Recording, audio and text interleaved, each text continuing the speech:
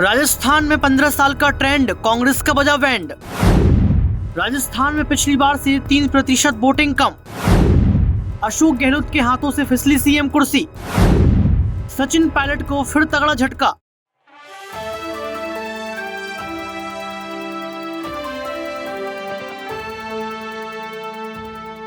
राजस्थान में मतदान प्रक्रिया समाप्त हो चुकी है। उसके बाद लगातार ये कयास लगाया जा रहा है कि अगर वोटिंग प्रतिशत घटा तो कांग्रेस और अगर बढ़ा तो भाजपा को लाभ। तो सवाल ये उठ रहा है कि क्या ओपिनियन पोल ये बताएंगे कि इस बार भाजपा अपनी सरकार बना रही है, क्योंकि लगातार हम लोग देखें तो भाजपा सरकार को पूरी उम्मीद है कि इस बार राजस्थान में फेरबदल होने वाला है, यानी कि भाजपा का उम्मीदवार जो है जीतने वाला है और यहाँ पर मुख्यमंत्री की दावेदारी पेश करने वाला है। तो क्या सवाल ये ठीक रहेगा कि राजस्थान में कांग्रेस की वापसी रहेगी? नमस्कार, आपके साथ मैं हूं ऋतिक सविता। स्वागत है आपका नेक्स्ट 9 न्यूज पॉलिटिकल बाइट के खास प्रोग्राम क्वेश्चन मार्क कुछ तो है में। आखिर क्वेश्चन मार्क क्यों मतदान में? यहाँ पर ये कहा जा रहा है कि राजस्थान में जो वोटिंग प्रतिशत रहा वो 71 से 75% के बीच में रहा। अमर उजाला भास्कर के अनुसार अगर हम लोग बात करें यहाँ पर तो ये कहा जा रहा है कि 3% वोटिंग शेयर कम रहा, यानी कि इस बार जो वोटिंग हुई है पिछली बार से 3% कम रही।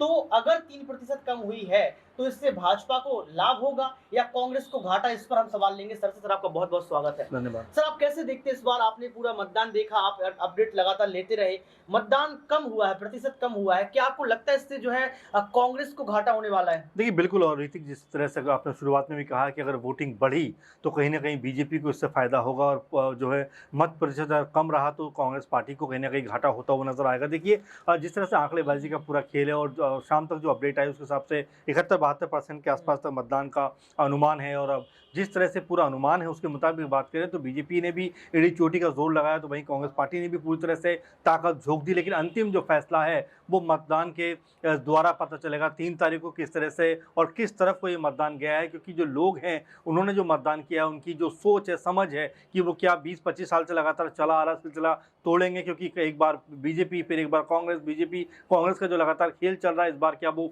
रुकेगा और क्या फिर ये बदस्तूर जारी रहेगा। क्योंकि अगर बीजेपी सत्ता में आती है तो आप मान के चले कि लोगों ने अपना जो मतदान है वो कांग्रेस पार्टी के खिलाफ किया। कांग्रेस पार्टी लगातार जो बात कह रही है कि बीजेपी के अंदर अब वो बात नहीं रही, बीजेपी में अब जो है उनके दावे हैं, वायदे हैं वो उतने पुख्ता नहीं है, तो उनको जो है उसका फ़ायदा मिलेगा। लेकिन ऐसा होता हुआ फिलहाल मुझे नज़र नहीं आ रहा, क्योंकि बीजेपी की पोजीशन भी मेरे ख्याल में राजस्थान में बेहतर दिखाई दे रही है। बिल्कुल, देखिए यहाँ पर साफ तौर पर सर ने कहा कि जो बीजेपी की पोजीशन है वो कहीं ना कहीं राजस्थान में जो है इस बार तगड़ी दिखाई दे रही है। लेकिन दर्शकों एक रिपोर्ट आपको दिखाते हैं, जिस रिपोर्ट में मतदान में क्या क्या हुआ, क्या क्या हलचल रही, सब कुछ है। इस खास रिपोर्ट को आप देखिए। राजस्थान चुनाव में वोटिंग प्रतिशत को लेकर लगातार विवाद जारी है। कई अखबारों का कहना है कि इस बार 3% वोटिंग कम हुई है, तो कई सारी वेबसाइट का ये कहना है कि इस बार जो है 1% वोटिंग शेयर बढ़ा है। आपको बता दें कि दैनिक भास्कर सहित तमाम अखबार इस बात को लिख रहे हैं कि राजस्थान में 3% वोटिंग शेयर कम हुई है, तो वहीं तमाम अखबारों का ये कहना है, तमाम वेबसाइट ये कह रही हैं कि इस बार जो है वोटिंग शेयर बढ़ जाने के साथ जो है भाजपा को फायदा होने वाला है। नवभारत टाइम्स का यही कहना है। बाकी और तमाम जो अखबार हैं वो लगातार इस पर विवादित बयान जो है देखने को मिल रहा है नेताओं का। आपको बता दें कि राजस्थान में विधानसभा चुनाव के लिए शनिवार को मतदान संपन्न हो गया। राजस्थान की 199 विधानसभा सीटों पर इस बार रिकॉर्ड 74.96 वोटिंग प्रतिशत हुई। ये नवभारत टाइम्स का अनुमान है, जिसने यह लगातार इस रिपोर्ट को दिया है। आपको बता दें कि वोटिंग प्रतिशत बढ़ने के साथ सियासत में एक नई बहस शुरू हो गई है।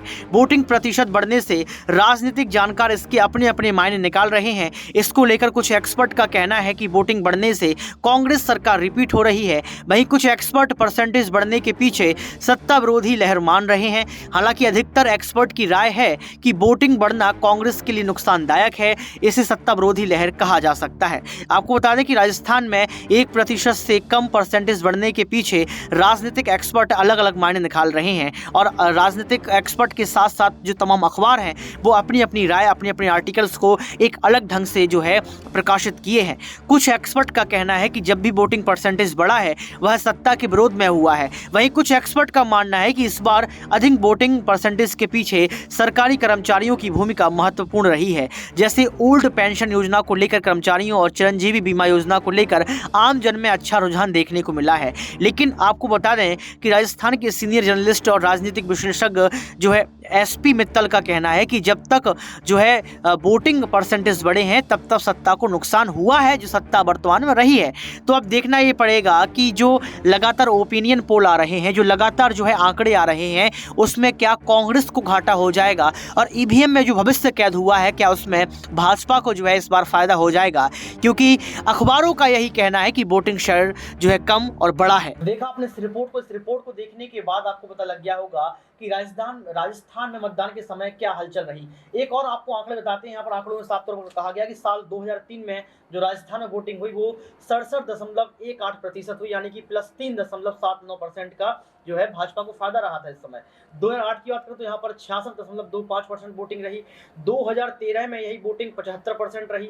वहीं 2018 की बात करें तो 74.06% रही। वहीं 2023 की बात करें तो 70.80% यानी कि लगभग 71% ये वोटिंग रही। तो ये कहा जा रहा है कि -3.26% जो वोटिंग शेयर है वो जो है कहीं ना कहीं कम रहा। इसके बाद सवाल सर ये उठता है कि राजस्थान में जो महिलाएं हैं उनका वोट सर किसको रहा होगा, क्योंकि आप समझ सकते हैं सचिन पायलट की पत्नी की बात कर लें। इसके साथ साथ राजस्थान में कई बार ऐसी घटनाएं सामने आई हैं हिंसात्मक, जिसमें अशोक गहलोत को गिरा गया। तो ये कहा जा रहा है कयास के तौर पर कि महिलाओं ने भाजपा को इस बार ज्यादा जो है आगे रखा। क्या आप इससे सहमत हैं? बिल्कुल। और ऋतिक, सबसे महत्वपूर्ण बात यह है कि जिससे दौसा में जो अब मामला निकल कर सामने आया 10-12 दिन पहले की बात है चुनाव से, उसके बाद अशोक गहलोत सरकार पर तमाम तरह के सवाल उठे कि भाई आपने आखिर जो शासन व्यवस्था है, प्रशासन, उसको किस तरह चलाया। और लगातार क्राइम के मामले में, महिलाओं के ऊपर अत्याचार के मामले में जो राजस्थान है वो देश में नंबर 1 बना रहा। इस बात को बीजेपी ने खूब जोर शोर से उठाया भी कि राजस्थान कौन कहता नंबर 1 नहीं है, क्राइम में नंबर 1 है राजस्थान। तो ऐसे जो लगातार मामले थे बीजेपी ने उठाए, और सबसे बड़ी बात की राजस्थान सरकार इसके ऊपर जवाब भी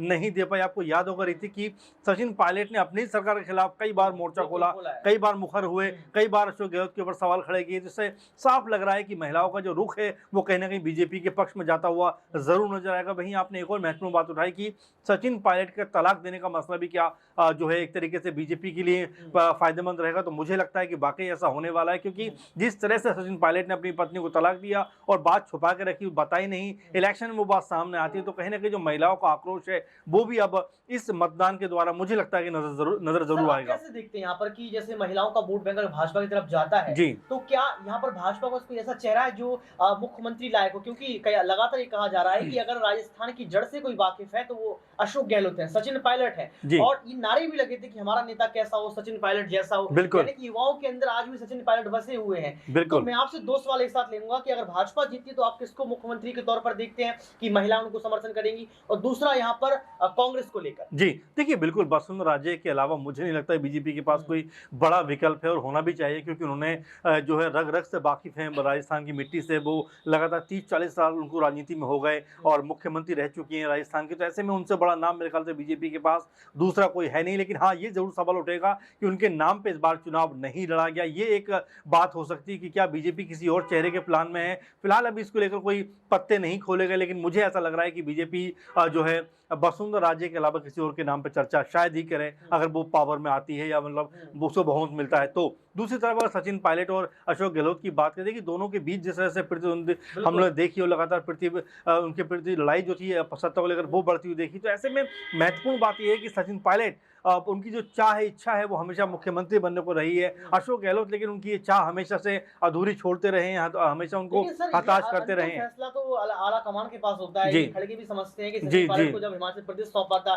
तो एक बेहतर नेतृत्व उन्होंने किया था। वहीं अगर अशोक गहलोत की हम लोग बात करें तो गुजरात का उनको जो है यहाँ पर प्रभारी बनाया गया था, गुजरात बहुत बुरी तरीके से बिल्कुल। तो ये तो रिजल्ट सामने था ना। देखिए दोनों नेताओं को आपने उतारा अलग अलग जगह पे, बिल्कुल, एक आप जीत गए, एक आप बुरी तरीके से हारे। तो मुझे याद है अभी 2018 में सचिन पायलट के नाम पर पूरा राजस्थान चुनाव लड़ा गया। कांग्रेस पार्टी ने वहां पर बड़ी जीत दर्ज भी की, लेकिन उसके बावजूद सचिन पायलट के साथ जिस तरह से एक तरह से कहूंगा कि उनका पक्षपाती हुआ, और सही बात है कि जिस तरह से उनको मनोबल तोड़ा गया, उनको एक तरीके से बैकफुट पर ढकेला गया, ये कई सारे सवाल खड़े कर गया कि क्या अशोक गहलोत की इतनी पार्टी में चलती है कि एक जो युवा होनहार और जिनके ऊपर कई जिम्मेदारी कांग्रेस पार्टी दे चुकी थी, उसके बावजूद भी उनको सीएम नहीं बनाया गया। तो ये बात कहीं ना कहीं खटकी लोगों को, और अभी भी इस बात से लोग नाराज हैं कि सचिन पायलट जो एक महत्वपूर्ण व्यक्ति हैं राजस्थान के एंगल देखा जाए, उनके ऊपर जो है कांग्रेस पार्टी विश्वास नहीं करी। आपको याद हो पीएम मोदी ने कुछ दिनों पहले ही कहा कि जिस तरह उनके पिता के साथ में हुआ, कांग्रेस पार्टी वैसे ही सचिन पायलट के साथ में करती हुई नजर आ रही है। तो ऐसे अंतिम सवाल आपसे ये रहेगा कि इस बार राजस्थान की जनता ने किन मुद्दों पर वोट डाला होगा, क्योंकि आप देखिए पेपर लीक का मामला राजस्थान से बिल्कुल आता है, वहीं गणपति लॉकर्स को खोल दिया जाता है तो करोड़ों का माल मिलता है, 10 किलो सोना मिल जाता है।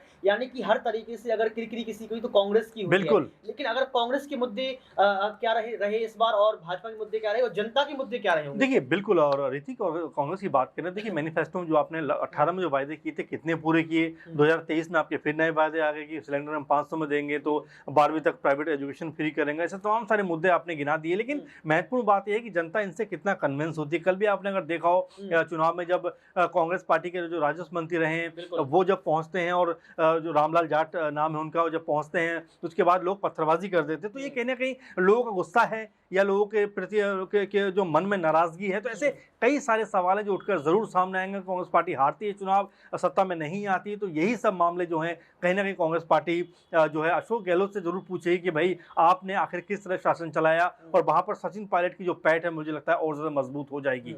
खुशियों से भरा हुआ राजस्थान जो अपनी संस्कृति और संस्कार के लिए जीवित है, यानी कि उसकी संस्कार और संस्कृति के कारण ही तमाम लोग जो है वहाँ की खूबसूरती को देखने के लिए हर प्रतिवर्ष जाते हैं। लेकिन सवाल ये उठता है कि उस खूबसूरती को कौन बनाए रखेगा? क्या कांग्रेस सरकार इस बार फिर से लौट कर आएगी, या सत्ता में भाजपा सरकार जो है दमखम के साथ लोकतंत्र की कुर्सी पर बैठेगी? दर्शकों, आप क्या सोचते हैं? अगर आप राजस्थान से तो कमेंट करके बताएं कि अगला मुख्यमंत्री आप किसको देखते हैं। हालांकि निष्कर्ष और परिणाम के दिन भी सामने आने वाले हैं, कुछ ही समय रह गया, 1-2 सप्ताह आपके सामने रह गए हैं, उसके बाद आपका मुख्यमंत्री आपको मिल जाएगा। लेकिन आपने किन आधार पर वोट किया, आपके मुद्दे क्या रहे, इसको कमेंट बॉक्स में जरूर बताएं। इस सीरीज में इतना ही। आज के इस खास प्रोग्राम को जो है आप शेयर कीजिए और दर्शकों तक पहुंचाइए, और आपसे मैं रिक्वेस्ट करूंगा कि अगर आप मुद्दे डालेंगे कि आपको किन मुद्दों पर प्रोग्राम देखना है तो वो भी ठीक रहेगा। आज के इस खास प्रोग्राम में इतना ही। देखते रहिए नेक्स्ट 9 न्यूज़ पॉलिटिकल बाइट।